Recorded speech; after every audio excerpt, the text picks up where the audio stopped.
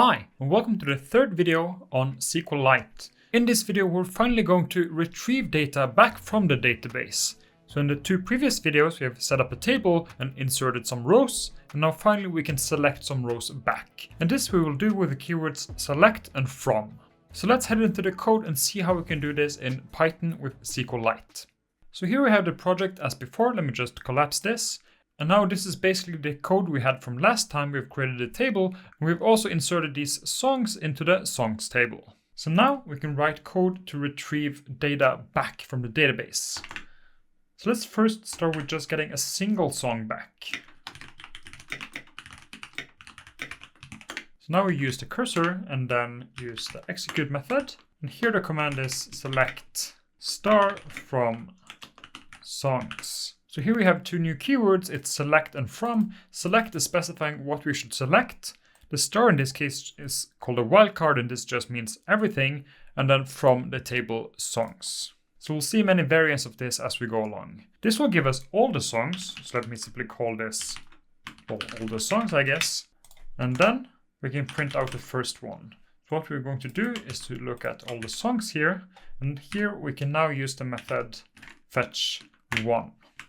If I save this and run it, then you can see that I get one song back. And as you can see, this is the first song here. So by scrolling a bit down, the fetch one method just gives me basically the first one. So all the songs contains all the song results. So we can actually, if we just print this out to see, let me just save, print it out. Then actually we get some kind of cursor object here, which is a bit hard to parse, but this object has a few methods and one of them is the fetch one method that gives me the first one. So here I got all the columns, but I can also just get some of the columns back.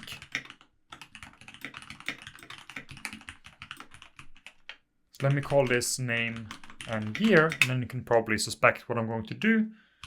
So we're going to do the cursor, we're going to execute a SQL command.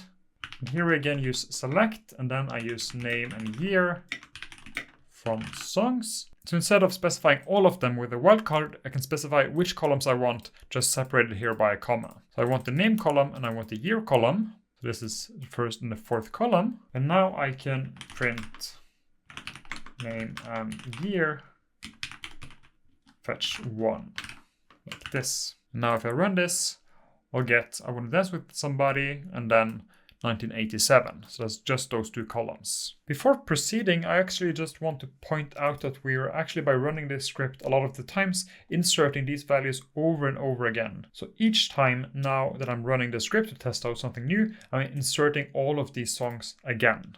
And in a database, it's perfectly valid to have duplicate rows. And that means that my database now grows and grows and grows. Usually, you would of course separate the insertion of things into a separate file and then retrieval into a separate file. At least that's one way to do it.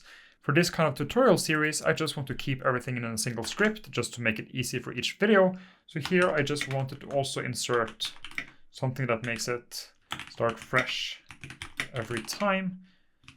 And that's running another SQL command, and this is drop table if exists songs. And this says that I want to remove the table songs if it exists. So that means that every time when I'm running this, either it's the first time and no songs exist, or I'm removing it and then again I'm creating and inserting. And that means that every time when I'm getting to this point, I should only have 5 rows in the database. And that's interesting because then I can add another print statement here and take a look at this. And here you can see that for the last two here, we get first I want to dance with somebody and then dancing in the dark. And that's of course the two first rows here. So that means that when I'm running the fetch one multiple times, it just fetches one, and then for the next time it fetches the next one. In addition to doing the fetch one, I can also do another method.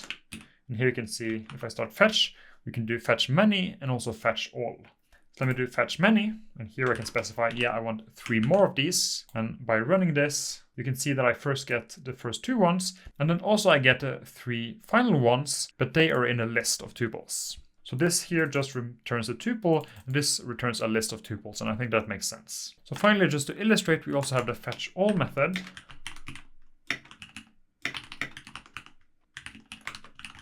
Let me just call this full songs.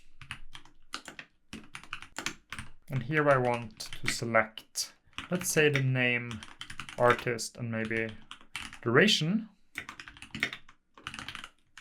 like this. And then immediately I can just chain on the fetch all method at once. And now if I print out full songs, you can see here again that the full songs is just a list of tuples giving me all the songs. So if I want to fetch the entire table, this is one way to do it. If I want to fetch the first one or fetch some of them, I can use fetch one or fetch many to do that. And once you've done this, you can basically use your standard Python knowledge to do interesting things, right? So for instance, now let me just do an example. Let's say that I want to calculate the average duration. Let me first just set it to 0, and for each song in the full list of songs that I've just retrieved here, let me take the average duration and add to it song -1, because duration is the final entry in each of the tuples, as you can see, for instance, here and here. So this gives me the sum of all of them, and then of course I can take the average so that this makes sense. Just using the length method here, looks good.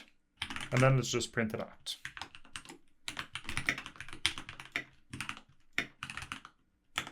So the average song from the 80s is really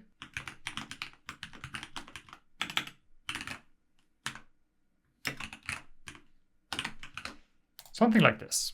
Now I get the average 80s song is long. And this is of course seconds, and then I can either, let's say I can divide it into minutes.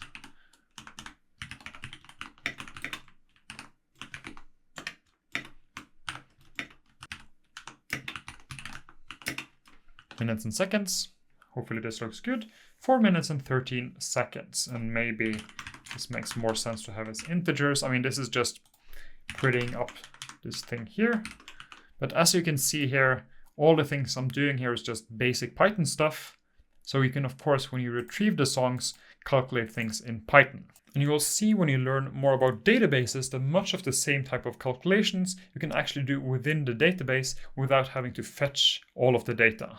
And so sometimes doing Python like this is fine, that's good enough, but sometimes you want to do the calculations within the database management system because one, that's a lot quicker calculation-wise, and also then you don't need to extract all of the songs into a different kind of environment. That can be tedious because one, if you have like a billion rows, that can take quite some time to just extract. Secondly, due to security or maybe sensitive information, it could be a disadvantage to have to extract this to a second system and then do calculations just to get this kind of basic information.